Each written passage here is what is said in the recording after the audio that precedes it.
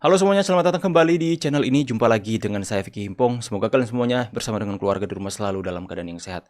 Kita akan segera untuk membahas cuplikan-cuplikan video yang menarik. Makanya stay sampai selesai, karena ada video yang akan menjadi pembahasan yang cukup menarik untuk kita semua. Semoga ini bisa memberikan tambahan informasi dan edukasi kepada kalian semua. Dan tanpa perlu banyak basa-basi, let's play this video teman-teman. Oh, dinasti, semua dinasti, Bung. Semua dinasti, ya kan? Kita jangan cari yang negatif lah. Cari yang positif, ya. Orang ingin berbakti. Apa salahnya? Ya kan?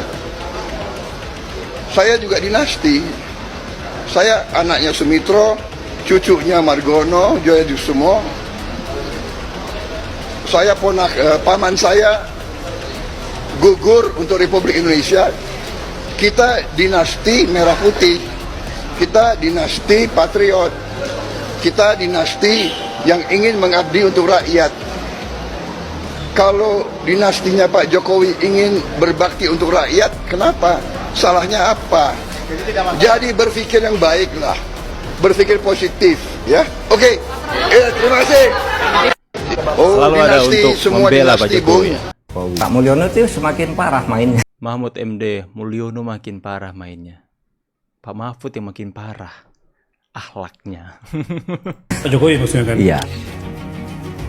Lama-lama ada yang komen. Cenderung "Lama Maroto kayak bilang Amin Rais." bahwa Kaisang itu harusnya dipanggil. Tapi dibantah oleh seorang jubir. jubir. Nggak bisa katanya. Masa jubir bantah atasannya? Ini kan berarti sudah ada kendali dari luar. Tuduh lagi kepada Pak Jokowi. Coba kita baca komentar netizen soal Bapak yang sudah semakin hari kelihatan makin parah kelakuannya, makin parah akhlaknya, dan makin kelihatan sikap aslinya, teman-teman. Ya, kita akan lihat sama-sama, teman-teman, komentarnya. Mahfud MD tak dipercaya di Madura. Nah, kan ya? Bahkan di kampung halaman sendiri orang-orang nggak percaya, teman-teman. Mahfud berubah jadi Sengkuni. Nah, lama-lama kayak Amin Rais. Sakit hati sama teman lama, Sengkuni. Nah, kan predikat ini sudah mulai melekat dengan dirinya, diberikan gelar oleh netizen, teman-teman, ya. Sengkuni katanya. Mahfud berubah 360 derajat. Hahaha. Mahfud sakit hati lagi. Kekalahan telah membuka watak aslinya. Mahfud, ternyata kelihatan aslimu. Nah, rakyat sudah mulai tahu, sudah mulai lihat aslinya. Dulu ku fans banget sama nih orang, sama. Tapi sekarang malah kayak Amin Rais. Saya percaya kalau Pak Mahfud MD yang berbicara berani, jujur, tegas, lugas, ya teman-teman, ya. Oke, dan kemudian ada balasan. Sepertinya Mahfud sudah amnesia, jejak digital masih ada. Ya. Di antara masih banyak ada satu yang membela, teman-teman. Ya, yang ditanya anak raja, yang jawab kuli bangunan. Terus Pak Mahfud yang pejabat negara pakai jet pribadi kok nggak dipanggil juga ya? Nah, kelihatan aslinya si Mahfud. Kok bisa berubah gini ya Mahfud? Ada Amin muncul, Mahfud stres. Prof Mahfud selalu konsisten bicara kebenaran katanya. Selalu ada yang balas. Thanks Pak Mahfud narasi dan pencerahan kita. Mahfud mau gantiin Amin Rais, Sengkuni. Makin parah nih orang. Dan kalian, jika kalian seperti 10-1, teman-teman. Dari antara 10 komentar, mungkin kalian akan mendapatkan satu yang memihak kepada Pak Mahfud. Selain dari itu, memang banyak yang sudah mulai kelihatan sifat asli dari Pak Mahfud. Jadi kita bisa melihat bahwa masyarakat ini semakin pintar melihat atau menilai pribadi seseorang, teman-teman. Ya, inilah kalau kalah beginilah hasilnya. Ya itulah Jokowi. Ketika dia dihajar sana, dihajar sini, diserang dari sudut kanan, disedang dari sudut kiri, dicaci, dihina, difitnah dan lain sebagainya, dia tidak pernah membalas. Betul, tuh Bang. Di depan media sosial klarifikasi, di depan media TV klarifikasi, misalkan curhat, saya difitnah, itu semua kayak nangis kayak Mas tuh. Saya nggak pernah kan begitu kan? Tapi cara jawabnya itu elegan, dia cukup seperti tadi malam. Apa itu? Dia ketawa-ketawa salaman dengan Martin Paes yang kebetulan dia pakai nomor 1 itu loh, nomor 1 jersinya. itu sebenarnya ngasih satu pesan kepada orang-orang yang selama ini nyerang dia sana nyerang sendiri. Lu boleh hajar gua sana sini, tapi lihat hasil kerja gue ya, lihat dukungan masyarakat terhadap gue, gitu kan ibaratnya. Nih Erick Thohir ini hasil kerja gue, dan Martin Paes itu hasil kerjanya Erick Thohir. Jadi Martin Paes ya hasil kerja gue, timnas ini ya hasil kerja gue, ibaratnya gitu. Di era Pak Jokowi ya. Ya itulah Jokowi. Di era beliau Indonesia mencetak sejarah. Ya, berhasil mendapatkan sejauh ini sudah mendapatkan 2 poin dalam kualifikasi Piala Dunia zona Asia, teman-teman. Dan itu luar biasa sekali. Ya, terjadi di zaman beliau. Hasil karya Jokowi Plonga-Plongo vs. Ini teman-teman, menarik nih. Hasil karya Pak Jokowi yang mereka sebut Plonga-Plongo versus Rocky Gerung yang mereka juluki si cerdas. Coba kita lihat apa hasilnya. Rocky Gerung si cerdas. Ini karya Rocky Gerung si cerdas. Akhlaknya Pak. Bentar, ada mahasiswi yang tulis, cari kerja susah kecuali kamu anaknya Jokowi. 2 ronde aja udah lemes, apalagi 3 ronde. Dek.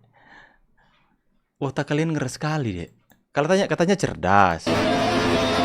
Ini karya Rocky Gerung ya. Ini karyanya. Karya Pak Mulyono, bukan Rocky Gerung. Terima kasih Pak. Luar biasa. Indah sekali, teman-teman. Di mana ini? Ya. Di semua daerah Pak Jokowi membangun. Itulah karya yang sesungguhnya yang bermanfaat. Mereka yang mengatakan cerdas, tapi akhlaknya benar-benar akhlak yang sangat-sangat rendah. Saya kira Bapak Ibu semuanya sudah mendengar Joko Widodo, presiden terbaik dari Sekjen PBB bahwa dunia menuju pada neraka iklim. Neraka iklim. Suhu akan mencapai rekor tertinggi 5 tahun ke depan. Hati-hati. Wow, panas. Dan 1 tahun terakhir ini kita merasakan betul adanya gelombang panas, periode terpanas. Di India bahkan sampai 50 derajat Celcius. Di Myanmar 45,8 derajat Celcius. Panas sekali. Kalau orang panas mungkin bisa masuk ke rumah, berteduh, bisa. Tapi urusan pangan, hati-hati masalah ini. FAO mengatakan bahwa jika didiamkan seperti sekarang ini, nggak ada pergerakan apa-apa, 2050 dunia akan mengalami kelaparan berat. Akan mengalami kelaparan. Ini yang harus direncanakan, diantisipasi sejak mulai sekarang. Karena diperkirakan 50 juta petani akan kekurangan air. Nggak ada air. Dan akan masuk pada tadi kekurangan pangan. Artinya apa? Jangan main urusan kekeringan, jangan main-main urusan gelombang panas.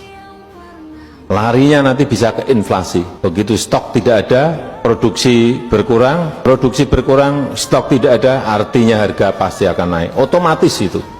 Hukum pasarnya memang seperti itu. Dan itu adalah urusan kehidupan manusia. Sekali lagi, begitu produksi karena panas, urusan air nggak kita urus, produksi turun, stok menipis. Ya, kita butuh pemimpin seperti Pak Jokowi yang merencanakan semuanya, yang akan memprediksikan segala sesuatu yang akan terjadi ke depan, dan kemudian merancangkan apa yang harus kita lakukan untuk menghadapi krisis yang akan terjadi di kemudian hari.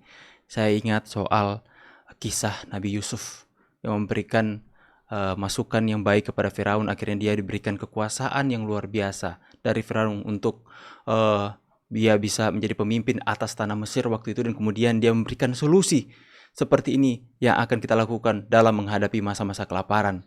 Makanya di atas seluruh negeri menghadapi kelaparan, Mesir waktu itu berjaya karena mempunyai bahan pangan yang melimpah. Hasil mereka mempersiapkan ketika masa panen, mereka banyak menyimpan bekal untuk menghadapi masa krisis yang akan mendatang.